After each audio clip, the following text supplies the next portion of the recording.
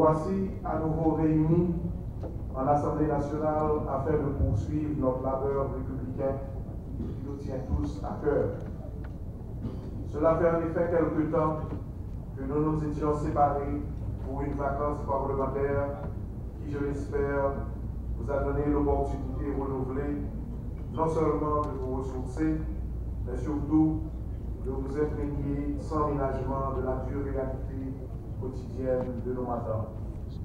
La vacance parlementaire qui a essentiellement pour principe politique la légitimité de proximité, réunissant mandants et mandataires pour discuter et s'entendre sur les préoccupations et les aspirations de chaque région, sert à nous rappeler les besoins prioritaires de ceux qui nous ont investis de leur confiance.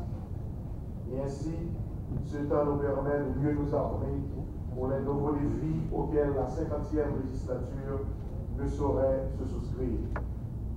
Honorables collègues, dans l'intervalle des deux sessions ordinaires, nous sommes aujourd'hui convoqués à l'extraordinaire par le président de la République en vertu de l'article 105 de la Constitution de 1987 amendée, afin d'analyser et de voter le budget rectificatif soumis par l'administration Moïse Lafontaine. Ce budget même rectificatif constitue un instrument nécessaire pour garantir efficacement la gestion optimale de nos insuffisantes ressources nationales. Il constitue également, selon la Constitution, un outil incontournable pour favoriser la décentralisation. D'ailleurs, il est une émanation des efforts entrepris par chacun de nous au cours des derniers mois à l'Assemblée, dans la mesure où je dois le reconnaître, que vous avez tous œuvré constructivement à la stabilité politique en refusant de vous accrocher aux intérêts partisans. Ensemble, nous avons en effet ratifié un nouveau gouvernement.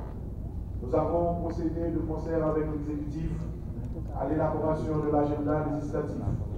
Nous avons également voté plus d'une trentaine de lois, des conventions, et à chaque fois que l'opportunité s'est présentée, nous avons opté pour le renforcement des institutions de ce pays. C'est pour cela qu'aujourd'hui encore, le Parlement doit consolider son œuvre en s'élevant à la hauteur des défis socio-économiques auxquels la nation est confrontée.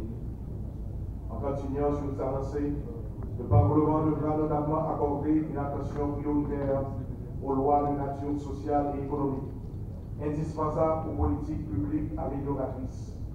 Il devra aussi persévérer dans sa lutte contre la corruption et œuvrer pour une plus grande transparence dans la gestion des affaires de l'État, option indispensable pour favoriser la confiance dans les agents publics et assurer la croissance économique. Mais avant tout, en attendant le budget 2017-2018, nous sommes appelés à analyser le budget rectificatif. Notre tâche est de veiller à ce qu'il soit équilibré et que l'accent soit mis sur les rubriques essentielles de l'apaisement social. L'embryon de stabilité politique que nous avons choisi d'amorcer ces derniers temps doit se consolider par la stabilité sociale, par la stabilité économique. À cet effet, les fonds communaux seront maintenus et les fonds départementaux seront confirmés afin que les couches de la population les plus vulnérables puissent enfin sentir les retombées bénéfiques de la déconcentration. Un dialogue liminaire entre l'exécutif et le législatif nous a assuré de la disponibilité de ces fonds si utiles au relèvement de nos communes et de nos départements. Sans jamais négliger notre responsabilité de contrôle, tâchons ainsi de penser stabilité économique et sociale. À ce moment de grande conviction, nous n'avons d'autre choix que d'établir une cohésion minimale pour au moins permettre au pays de traverser cette conjoncture. Ainsi, c'est à nous de mettre de côté nos considérations personnelles et d'agir dans l'intérêt de notre peuple.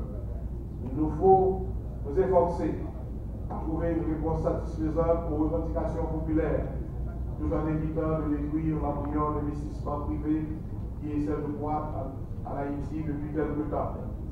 Cependant, l'augmentation du coût de la vie exige aussi bien un juste ajustement du salaire minimum et aussi un encadrement des ouvriers. Honorables parlementaires, on ne peut passer sous silence la dégradation de la situation sécuritaire qui endeuille ces jours-ci les familles haïtiennes. Il est impératif que le gouvernement prenne toutes les dispositions pour maîtriser les bandits et les remettre à la justice. Dans le cadre de nos attributions constitutionnelles et légales, notamment celles portant sur l'examen et le vote de la loi de finances, nous devons prendre nos responsabilités représentatives. Nous nous considérons comme la sentinelle du peuple.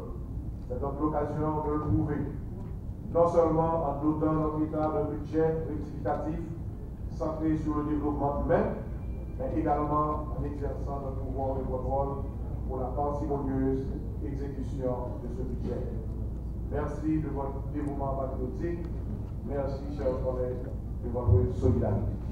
Merci.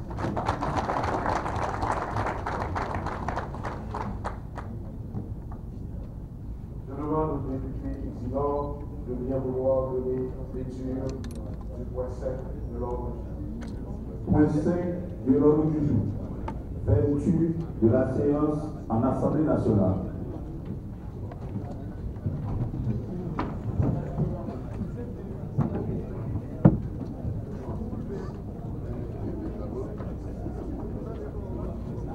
L'ordre du jour étant épuisé, et en vertu des pouvoirs qui me sont conférés, je déclare levée la séance en Assemblée nationale.